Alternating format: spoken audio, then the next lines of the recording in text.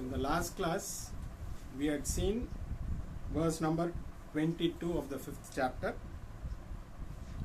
Yehi samsparshaja bhoga dukkayonaya evate adyantavantah kaunteya nateshu ramate buddha. So here in this verse as well as the next verse, Krishna is talking about the discipline required for gaining self-knowledge. So here he says, those enjoyments that are born out of contact between the sense organs and the sense objects are source of pain, and they have a beginning and have an end, so you cannot rely upon them. So if you are a wise person, you will avoid that. You will not unnecessarily get caught in this desire of enjoyments. So this is what was conveyed in the last verse 22. Now let us go to the next verse, verse number 23.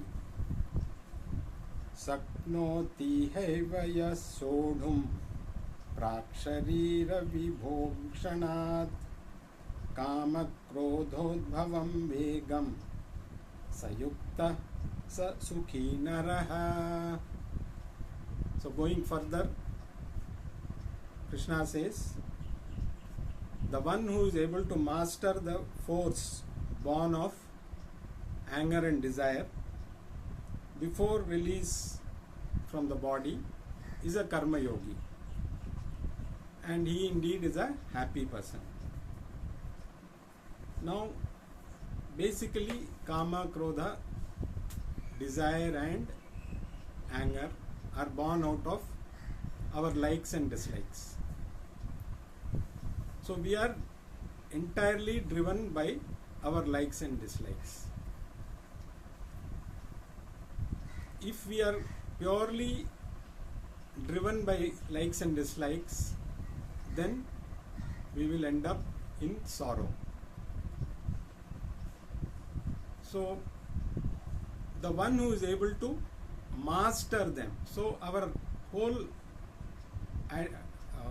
exercise should be to polish our likes and dislikes, as we call it. So we call them as raga, dvesha. Likes we call as raga, and other thing is called dvesha, is called as dislikes.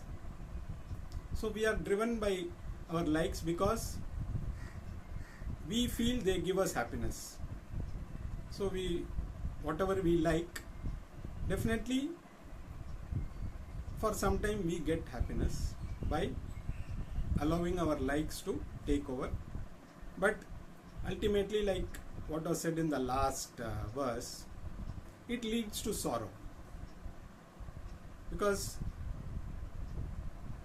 like it said again, there is a beginning and an end.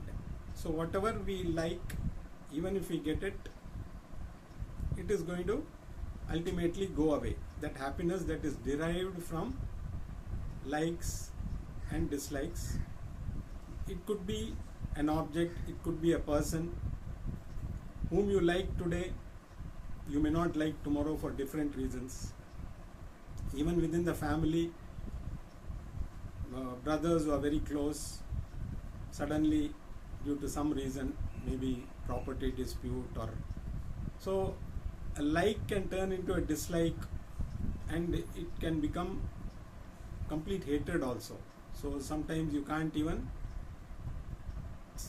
you don't even like the sight of each other. So that is also possible sometimes. Similarly, dislikes, we don't like something,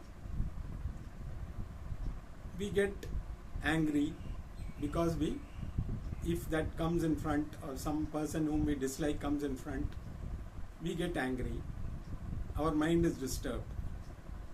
So we are constantly driven by our likes and dislikes because we feel our likes will give us happiness and our dislikes will lead to sorrow, because we feel if we don't like something, definitely we will end up in sorrow. But understanding that neither our likes or dislikes are going to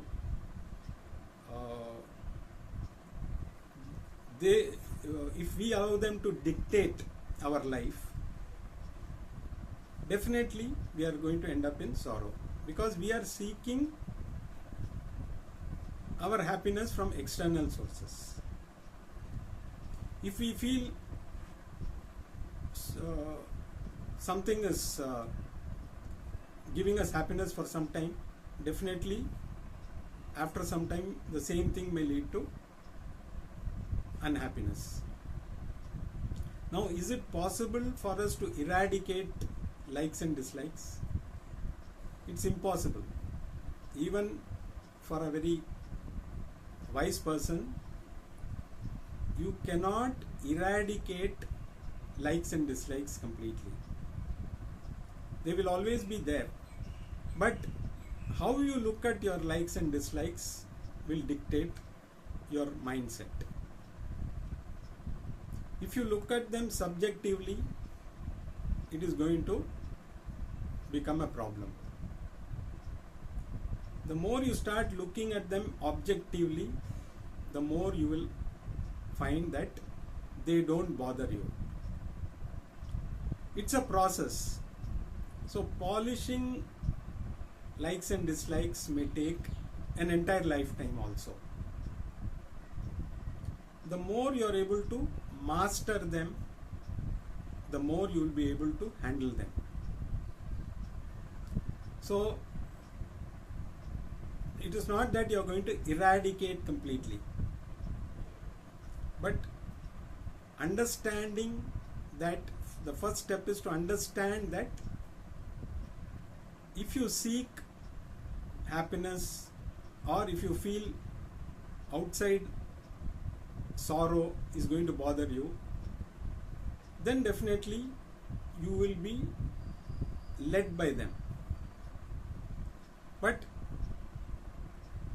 once you understand that these are not permanent, neither is happiness permanent nor is sorrow permanent, then you start looking at things objectively. So the first step is to understand that neither likes nor dislikes are from within, they are from outside.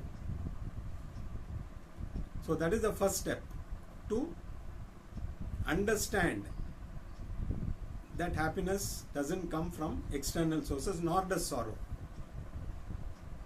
It is all from within. So the more we start understanding, we start working on our likes and dislikes. We start polishing our likes and dislikes. So over a period of time, you come to a stage where you have something, you are happy. You don't have something also, you are equally happy. When you are with friends, you are happy. When you are not with friends also, you are happy. So you don't depend on friends for happiness. You depend on yourself. So the more we understand this, the more the mind will become clear, the more the mind will settle down, because self-knowledge requires preparation of the mind. Otherwise, the self-knowledge that we get through study of either Bhagavad Gita or any of the other texts, it is going to be only academic, because only a prepared mind will be able to understand and implement. And the mind, if it is driven by our likes and dislikes, that mind will never be ready for self-knowledge. So the process should start the moment you realize that our likes and dislikes should not rule us. Because anything you seek from the external world is bound to give sorrow. We try to change that, we try and change the external world. The more we try, the more we will fail. So we try a lot of things. We feel okay, you want to look good, we feel okay, let me change my hairstyle, let me wear some ear studs, or that's how fashion happens. Because you feel by changing your external appearance, you are going to change the external world. So we are always in the process of trying to change the external world. The more we try, we may be successful for a limited period of time, but over a period of time we'll realize that whatever we try and change, it is not going to be permanent. And not only that, the happiness that we derive from that may become sorrow after some time. So the process is to first understand that the external sources are not going to give us happiness. So the next step is to start working on the way you look at things. So the more objective you become, the more you will be able to understand that the external world cannot give us what we are looking for. So the more objective you become, you will learn to handle things in a different way. So this process can continue for any length of time. But the first point is to understand the fact, because understanding that external sources are not a source of happiness takes a lot of time. The moment you realize that that is not the right way to go about things, then you start looking internally. Then you start looking at the world in an objective manner. That is when we start polishing our likes and dislikes. So whether you want to possess something, whether you don't have something, in the last verse also we saw, if you have something also it becomes sorrow, if you don't have something also it leads to sorrow. So it is learning how to manage both situations. Even when you have everything, you still are not happy, and the one who doesn't have also. So giving up or acquiring things is not going to give happiness. So how to manage our likes and dislikes is the entire exercise of polishing and moving forward towards gaining that self-knowledge. So this is like when you want to plant something, you prepare the ground. So the more the ground is ready for plantation, the better will be the harvest. So similarly, the more our mind is prepared, the more we polish our likes and dislikes, that mind will be a disciplined mind. Such a person is called as a karma yogi, who has mastered his likes and dislikes. It is not that you should not enjoy. You like something, enjoy it. But don't come to a stage where if you don't have it, you start feeling bad. You don't have coffee, you have coffee, you enjoy. You don't have coffee, you accept and move along. And you like somebody, good. If you don't like somebody, accept him or her as they are. So as the mind becomes mature, these things will not bother the mind. Of course, deep within there will be likes and dislikes. So you can even see it is not that saints are completely, they may also like some type of food, or they may also like some they may like some people more than others, but they are not driven by that. They accept as people are. So such a person is, whether you have self-knowledge or not, that is the next step. But if your mind is disciplined, you will be happy. If you have mastered your likes and dislikes, you will be happy. The more you are driven by likes and dislikes, the more you will be unhappy. So this is what we need to understand. So we should set the process of polishing our likes and dislikes over a period of time. Get to a stage where you have something you enjoy. We go for holidays, we go to movies just to get some happiness. Enjoy that, nothing wrong. But only if I do that, I'll be happy. If I don't do this, I'll be unhappy.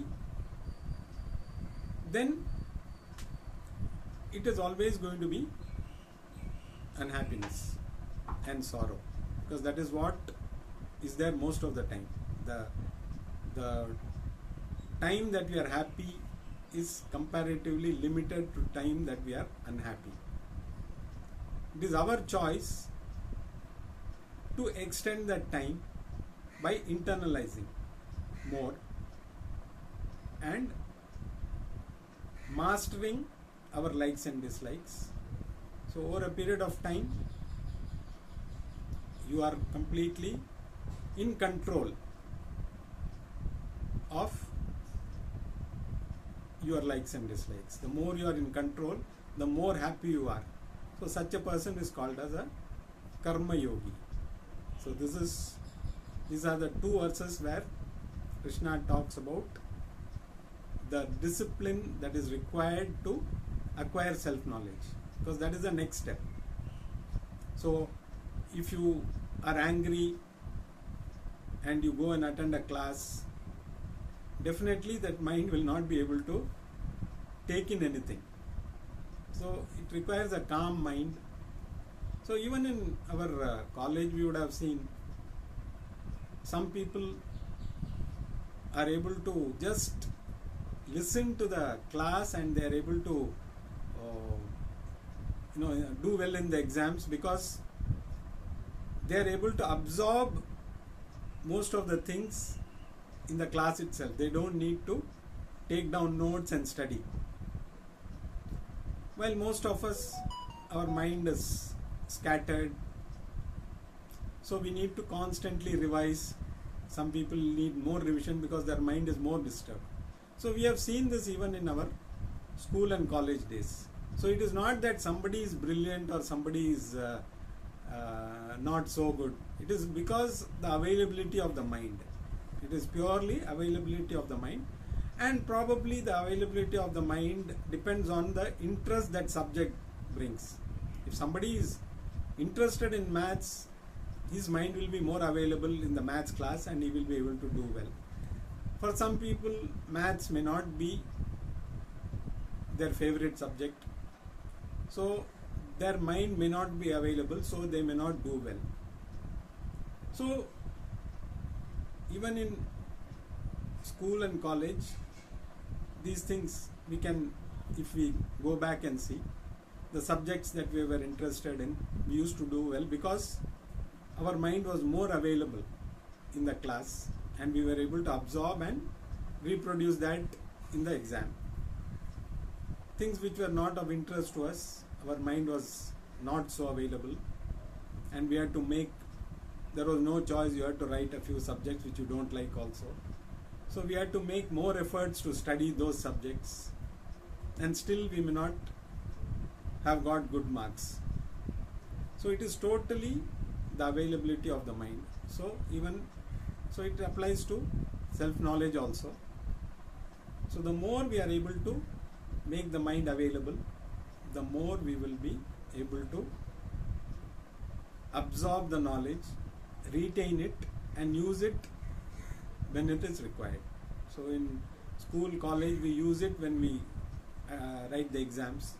Here, every day is an exam. We come across situation which we have to tackle.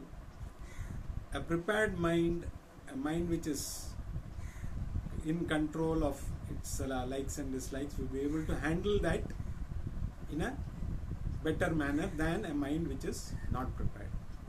So that is why probably today's youngsters, they are very brilliant in many things, but emotionally they are very fragile because their minds are not prepared to handle such situations. While our previous generation, they have gone through a lot of suffering, but they have gone through without too much of complaints because they were able to take that as part of their life. While modern, as we get more comforts, our emotional quotient starts coming down, and any tough situation, they break down easily. So that is the difference between a polished mind and an unpolished mind. The more you polish the mind, because now if they don't get something, the modern day, they get very angry for simple things, because there's so much of things available. Like somebody has a normal phone, somebody has an iPhone. So the one who has a normal phone, though he might have a very good phone, he will feel he is incomplete without the iPhone. So if he doesn't get it, he gets angry. He or she, they become, so they are always, their mind is agitated because till they get that, after that they get that, there could be something else. So I'm just giving an example. So such choices may not have been available in earlier days. So they had to make do with whatever was available. So they never had any complaints. Now our choice is so wide. So even the normal example of television, we used to watch Doordarshan, whatever was served on Doordarshan, we used to consume with happiness. We never had any complaints because at least sitting at home, we are able to see a movie, or we are able to see this Chitrahar or Olium, all those things. It gave us great thrill. But now you have so many choices, you don't know what. So you are always looking for something better than what you are watching now. Movies also, okay, this movie we watch, oh, this is not so good, let me look at the other movie, that may be better. So in the process, your mind is always disturbed, looking for something better than what you have. So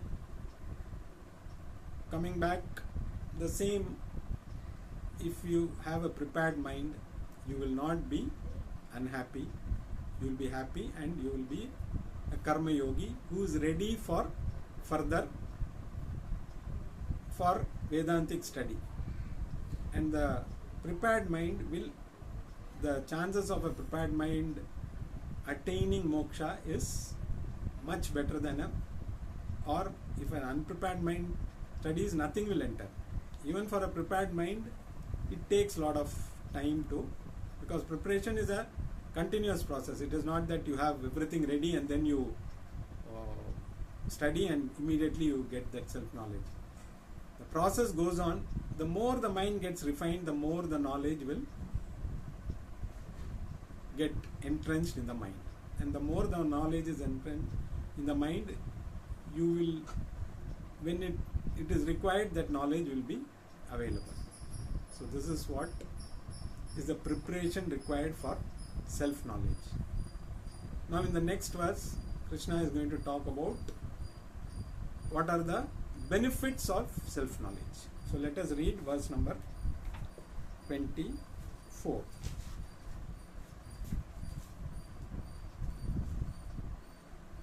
Yontah sukho nanta yonantah sukho Konantaram Astanta Jyotireva Yaha Sayogi Brahma Nirvanam Brahma Bhutodhi Gacchati. So here Krishna says, he talks about a person who's a wise person. He revels in himself. He whose fulfillment, he finds fulfillment in himself.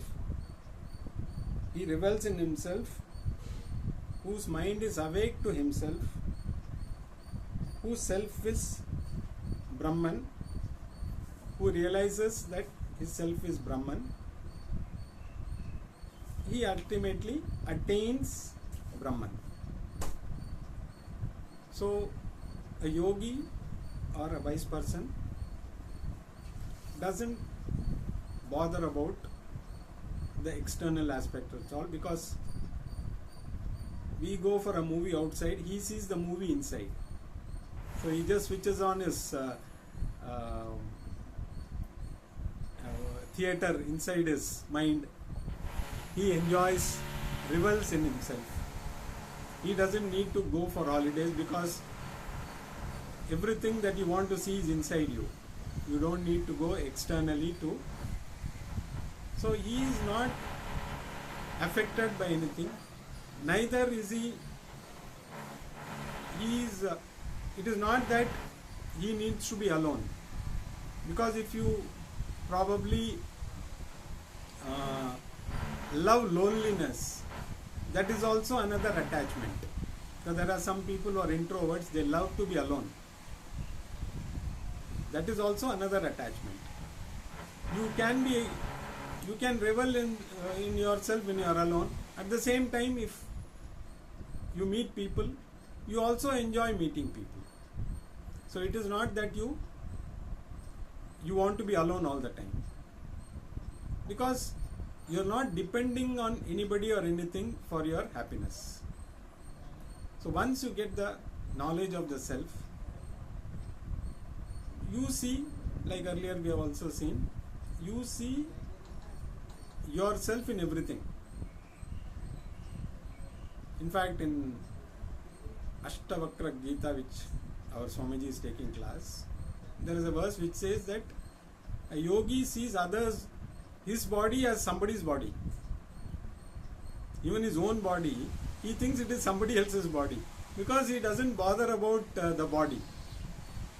So the way we view somebody, okay, if somebody has got a problem, we feel it is his problem. We are not affected by that. But once you attain that knowledge, you start seeing your body also as somebody else's body. So whatever affects it, it doesn't bother you. So that is the state where your mind is completely free from any other disturbances, and you realize that you are the very source of happiness, which you are always looking outside. So this is the benefit of self-knowledge. You are completely within yourself. You don't depend on any external source for anything, because everything is available inside. So when you have everything here, like nowadays you come across various gated communities where there is a theater, there is a shopping complex, there is a hospital. So everything is within, so you don't need to go outside. So similarly, whatever you need is within you. You don't need to look externally for anything. Whatever comes externally also, you accept that and enjoy it. It is not that once you become a jnani, okay, now from tomorrow, today I am a jnani, tomorrow I will not see movies. There is nothing. You continue as long as the body is there. You will have likes and dislikes. It will not become zero. You enjoy those, but don't be driven by those. That is what it is. And the person who has done that, he is at, he realizes Brahman, and he finds there is no difference. So mukti is nothing but understanding that you and Brahman are one and the same. It is not that you attain, it is not that you move from here to there. It is only realizing that whatever is around, that is only me. It's only the realization. There is no particular event or something like they say you sit under a tree and suddenly you get jnanam. It doesn't happen that way. This is only to dramatize the whole thing. Jnanam doesn't happen that way. It's a process, and you reach a stage where you understand that everything that is there is only Brahman, and you are also Brahman. So it's only that illusion is removed. It's only that screen in front of you is removed and you see the mirror. There's a screen in front of the mirror, you don't see yourself. Once you remove the screen, there's nothing else required. You just see, that's all. That instant you see your image in the mirror. So same thing, once you see that there is nowhere to travel, there's nothing to attain. It is only the realization that I am Brahman and everything around me is Brahman. So this is the advantage or the benefit of having self-knowledge. So such a person, because once you have realized, there is no need of any further births. You continue to exist because there was never a separate thing. It's only that because of the illusion that we are different from the total, we go through all these problems. Once you realize that there is nothing else other than me, there is no second, there is only one thing, and that is you. So there is neither fear nor any kind of disturbance. I am the total. I am the very source of happiness. So this is what the jnani ultimately attains. So this is the benefit of self-knowledge. So we have seen what is the discipline. So you first understand, accept that the external world is not going to give you happiness. To get that, once you realize that, you start working on polishing your likes and dislikes. The more you polish, the more happy you become, and ultimately, if it is followed by self-knowledge, you attain mukti. You cease to exist. You continue to exist as the total. You don't come back again and go through all these things all over again. So this is what the process. Prepare your mind, gain the knowledge, attain mukti. Very simple to say, but the most difficult part is polishing. First of all, accepting that happiness or sorrow doesn't come from the external world. Then working to polish your likes and dislikes, prepare the mind, make it ready for self-knowledge. Knowledge happens in an instant. The more your mind is ready, the more the knowledge will be available in your mind, and that knowledge will give you freedom. So this is what we have seen in the last 2-3 verses. The last 2 verses talked about preparation of the mind, and this verse talked about the benefit of self-knowledge. More of it we will see in the next class.